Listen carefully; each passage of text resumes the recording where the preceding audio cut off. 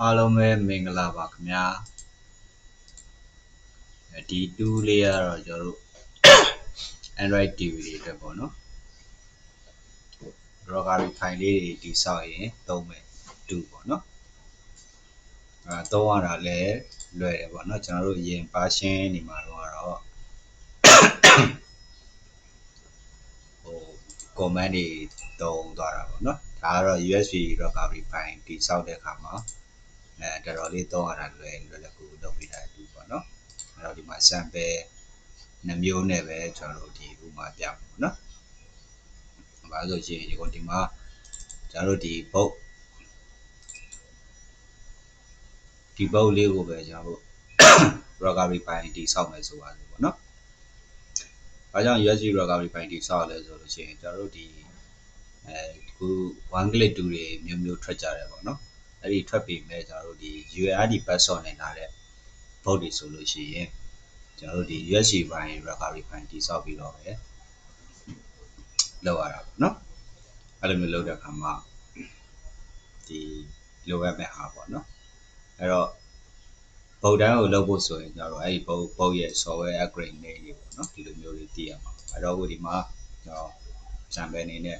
အခုနာတော့ဘုတ်ကိုပဲကျွန်တော်တို့ Rogari file ထုတ်မယ်ဆိုလို့ရှိရင်ဒီမှာပေါ့နော်ဒီမှာ S3C 1.5 ဆိုတဲ့file လေးကိုကျွန်တော်တို့ဒီ exe ပေါ်မှာပဲကျွန်တော်တို့တင်လိုက်ပါပေါ့နော်အဲ့ဒါဆိုလို့ရှိရင်ကျွန်တော်ဒီမှာသူ့အတွက် file လေးထွက်လာပြီပေါ့နော်အဲ့ဒါလေးကို state ထည့်ပြီးတော့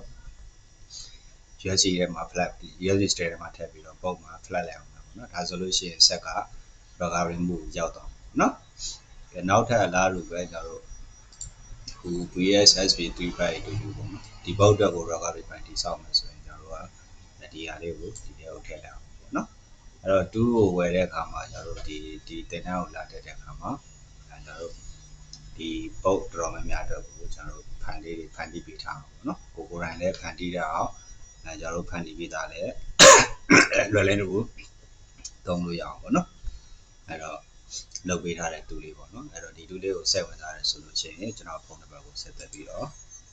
မေးမြန်းလို့ရတယ်ပေါ့နော်ဒါကတော့ sample အနေနဲ့ကျွန်တော်တို့တိဆောက်ပြတာပေါ့နော်ဒီဆောက်ပြတာပေါ့နော်ကိုဒီ S3C 1.5 ကို run မယ်ဆိုရင်ဒါလေးကိုဆွဲချလိုက်အောင်ပေါ့နော်ဒါဆိုလို့ရှိရင်ကျွန်တော်တို့ဒီမှာပင်ပန်လေးထွက်လာမယ်နောက်တစ်ပုတ်အတွက်ကို run မယ်ဆိုရင်လည်းဆွဲထည့်လိုက်အောင်ပေါ့နော်အဲ့တော့တော်တော်လေးလွယ်တယ်ပေါ့နော် file size ကလည်းသူကဒီ7 KB လောက်ပဲရှိမှာပေါ့နော်အဲ့ဒါမျိုးလေးတွေကျွန်တော်တို့ဒီ input တွေ Rogari သင်တန်းမှာလည်းသင်ပေးနေတယ်ပေါ့နော်နောက်ဒီ Android Smart 20တက်ထားတဲ့သင်တန်းသားတွေဒီ2ကတော့ဒါတည်တံ့ဝယ်ရမှာပေါ့နော်အရင်တော့ပေးထားတဲ့2ကတော့ manual command ရိုက်ပြီးတော့ဖန်တီးတဲ့2ပေါ့နော်ဒါကတော့ဒီလိုမျိုးလေးလွယ်ကူလုပ်ပေးရမယ့်2လေးကိုကျွန်တော်တို့ဒါရေးထားတာပေါ့နော်ကဲတော့ဆက်ဝင်လာတယ်ဆိုရင်ဆက်သွယ်လို့ရတယ်ပေါ့နော်အားလုံးကိုကျေးဇူးတင်ပါတယ်